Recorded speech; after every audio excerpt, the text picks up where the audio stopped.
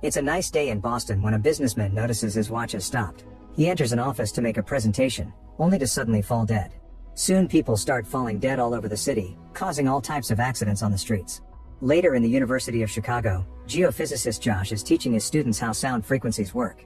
He's interrupted by two FBI agents, who take him to Washington, D.C. in a private jet. They also bring Josh's friend and colleague Serge, a nuclear weapons specialist. The duo is shown a room full of bodies and General Thomas explains what happened earlier. Josh concludes all the people who fell dead had pacemakers, which Thomas confirms. Both scientists assure him that whatever did this can't kill healthy humans and Thomas dismisses them, not sharing any more information. In London, a child notices a dead pigeon on the ground before more and more birds start falling, dying when they hit vehicles or buildings. The ones still flying are losing control, crashing through windows and hurting people. The crowd panics and rushes to hide as chaos takes over the city, causing many car accidents and even making a bus fall. The incident appears on the news and Josh learns that this has happened in Australia and Japan last month too. He remembers that birds navigate following Earth's magnetic fields and immediately puts his team to work, asking them to search for all kinds of weird incidents in the past 2 years while hoping his theory is wrong. In space, Major Rebecca and Commander Robert are getting their shuttle ready to land. Suddenly NASA loses contact with them and get it back after a few seconds, only to discover the shuttle has gone off course. Somehow all their navigation tools failed and now they're about to crash into Los Angeles. As it flies very close to a stadium, Rebecca checks the files and does some calculations to land in a canal. She gives Robert precise and touches the water, but it gets some damage as it slides under the bridges. Thankfully Robert manages to make it stop right before it could hurt someone. Sometime later Josh brings his research to Dr. Conrad, saying it's about the end of the world. Conrad reads it all and tries denying it because he can't believe his own studies could have missed this. After a disappointed Josh leaves, Conrad takes out some confidential files from a safe. Back to Rebecca, she meets with Thomas and learns it's over for her crew because they crashed the shuttle, but they're interrupted when Conrad calls Thomas. Rebecca goes outside and joins a crowd watching bright lights in the sky. Meanwhile Serge and Josh are getting drunk in a bar when the FBI agents arrive to drag them back. Soon Josh arrives at a room full of important army men and Conrad, who wants him to explain his research. After announcing Earth will be destroyed in a year, he explains why by using fruit.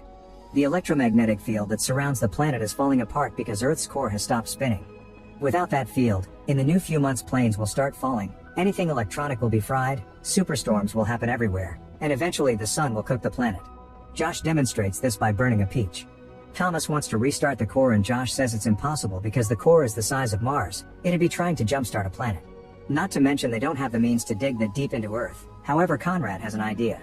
Afterward the where they meet a doctor nicknamed Braz. He isn't happy to see Conrad, saying he stole his research 20 years ago. Braz still cooperates and shows them a huge machine that breaks rocks with ultrasonic waves. When he turns it on, the machine digs a huge hole in a hill in just a few seconds. Then he grabs a little rodent and puts it inside a box before turning a smaller version of the machine. The waves don't damage the box, but they drill the titanium behind it. Then Braz shows them the animal is okay while explaining the box is made from a new alloy he created called unobtainium. It's capable of withstanding extreme pressure and converting heat into electricity, which means the deeper and hotter it gets, the stronger it becomes. Braz thinks it'll take him 10 years to finish a ship and jokes he would need $15 billion to do it in 3 months, but the military is ready to pay. Later the FBI bursts into an apartment belonging to hacker Finch, who immediately burns all his disks in the microwave and deletes all his hard drives with a defibrillator. After he gets arrested, Thomas reads Finch's file and points out he has 2 convictions for hacking into government databases.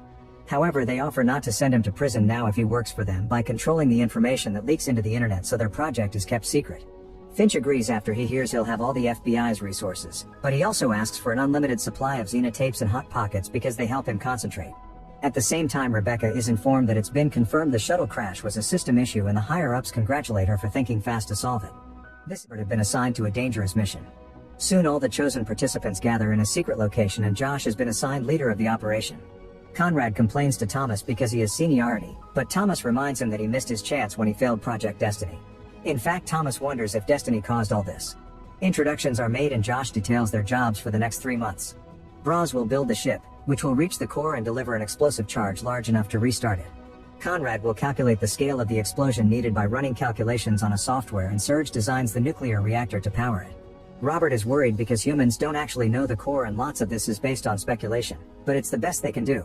The ship is being built with detachable sections in case anything gets damaged at any moment.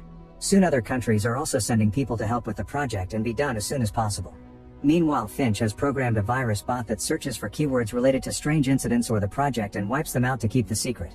Once they have the first navigation prototype, the mission crew starts doing test runs, but they always fail because they can't get along and argue over who must give orders. Even while everyone is resting, Rebecca continues practicing how to pilot the machine and gets frustrated whenever she crashes. Robert is supportive, reminding her that she's talented and that leadership is about making both good and bad calls. One afternoon, the crew notices a lightning superstorm comes. It's appearing all over the world. In Rome, the electronics start failing and shocking anyone touching them. Lightning starts hitting the city and destroys the Colosseum, causing people to panic and run as it hits several buildings and statues at the same time. After a few moments, the city is nothing but ruins on fire. The team starts working faster and harder to finish the project. When they're ready, they fly to the South Pacific, where it's raining heavily.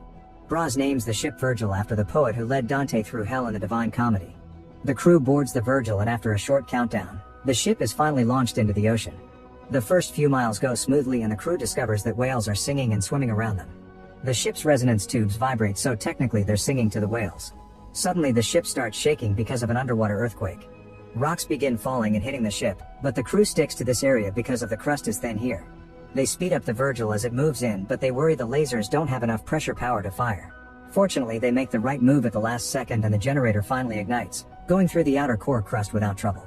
The ship is soon surrounded by magma, but the unobtainium is as good as Braz promised and the heat doesn't. Now their systems are working fully and the comms are in contact with the base. The Virgil starts digging and the crew calculates they have around 15 hours to reach the border between inner and outer core. Everyone is excited and fascinated by the lights, but soon Conrad and Braz are arguing again. 12 hours later, they notice something strange on the screen. They don't know what it is, but it'll block their way. Josh realizes it's empty space, which they never took into account, so the computer doesn't know how to read it. Before they can form a plan, the Virgil goes through that empty space and destroys a bunch of crystals before gaining even more speed. Then it lands on the ground, sliding through even more crystals for a while until it gets stuck. The cameras seem to be blocked too, so the crew has no choice but to go outside. The men suit up and leave the ship, discovering a fantastic view created by the crystals. They start working on breaking the crystal that is blocking the ship, but at that moment magma begins falling from above and causing crystal chunks to rain on them. The team works as fast as possible, but the cutting tool starts losing oxygen, so Josh connects it to his own suit. This allows the team to finish cutting the crystal down, however it also makes Josh collapse. Rebecca manages to activate the team carries Josh inside. At that moment a big crystal piece drops on Robert's head, instantly killing him before he falls into the magma. The team has no time to grieve, they must keep going. While the Virgil keeps on digging, Josh is taken care of in the infirmary. He's a little weak but otherwise fine. On the second day of the mission, the team starts getting the nukes ready and makes sure they're synchronized. There are huge black things ahead of the ship and Conrad realizes they're giant diamonds. Rebecca pilots the Virgil as carefully as possible, moving in between diamonds to cross the area. At first it looks like they're out safely, however when they're almost gone a diamond damages the last part of the ship which contains the detonation timers. Josh and Braz immediately run out of that section, but Serge stays to grab the timers and his notes. The door is about to close and Josh tries to help him, however Serge gives him the objects and tells him to let go. Josh insists on saving him and asks Rebecca for more time, but Braz drags him out of the way. After some hesitation Rebecca ejects the damaged section of the ship and Josh watches on the screen how the metal bends and crushes Serge, killing him. As he cries, Josh checks Serge's notes and finds a drawing from his kid and a family picture. Furious, he shows the pages to Rebecca and insults her, however Rebecca assures him she already feels guilty enough and reminds him that Serge died so they could save his family. 35 hours pass since launch and the ship finally approaches the core. The Virgil goes through it very smoothly and for a second the team smiles at the sight, however the ship soon gets a huge speed jump that keeps getting faster. The core appears to be much thinner than they estimated, which means the explosion won't spread far enough to restart the spinning. Conrad announces they've failed and that they should go home, then he calls Thomas to activate Destiny. Its name stands for Deep Earth Seismic Trigger Initiative and it's capable of sending electromagnetic energy waves that can trigger earthquakes and volcanic eruptions. The rest of the workers and the crew are confused and angry because information has been kept secret from them, and Josh gets even angrier when he realizes it was the army that caused the core to stop by testing that weapon. He thinks Destiny will destabilize the core and just destroy the planet faster. Thomas shuts him up saying he has permission from the president, so Josh negotiates. He wants to reach the core and try something else, and if they fail then they can shoot Destiny. Conrad protests because that would kill the crew, but Rebecca and Braz support Josh. Ignoring Thomas' orders, Rebecca makes the ship advance and Conrad starts screaming so much that Braz punches him to knock him out. At the base, Finch discovers that the sun's ultraviolet rays have finally found a hole on Earth's electromagnetic field. This reaches San Francisco, boiling the ocean and killing the fish. Cars quickly heat up and the Golden Gate Bridge starts breaking until it snaps in two. Dozens of vehicles immediately fall to the ocean, killing their drivers. The city also catches on fire and soon the entire west coast is out.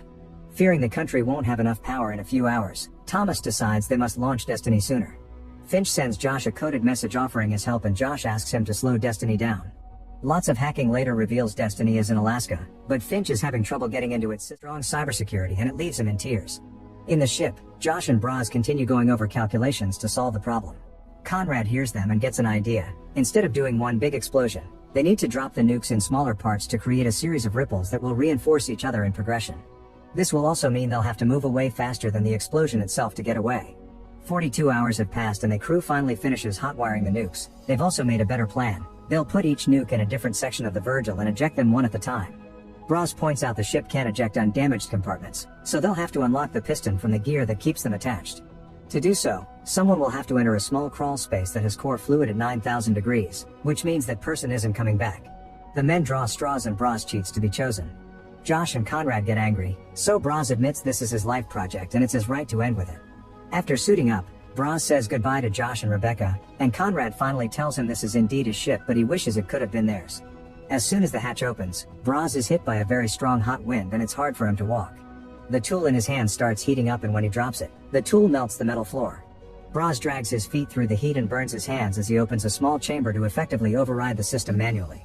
As he collapses, Rebecca says they still can rescue him, however Braz demands to activate the impeller. This time Josh helps Rebecca press the button and together they get the impeller going, which immediately kills Braz. While Finch still fails to hack into Destiny, Conrad and Josh get the first nuke ready and run out of the room right before Rebecca ejects the compartment. At the same time, Thomas gets a call saying the Destiny is finally ready to go. A countdown starts in Alaska and Finch hurries up, finally making his way into Destiny's system. Suspicious, Thomas checks on Finch but only finds him playing video games. In the Virgil, the second and third compartment are released successfully in succession. However, when they're about to do the fourth, they realize there's a mistake in the calculations and they need more explosive power than they thought. Suddenly the ship makes a sharp turn and the nuke falls on top of Josh, pinning him against the wall. Rebecca explains they got hit by an energy flare, so she can't keep them on course for long. Conrad tries to move the nuke but it's too heavy, so Josh tells him to leave without him.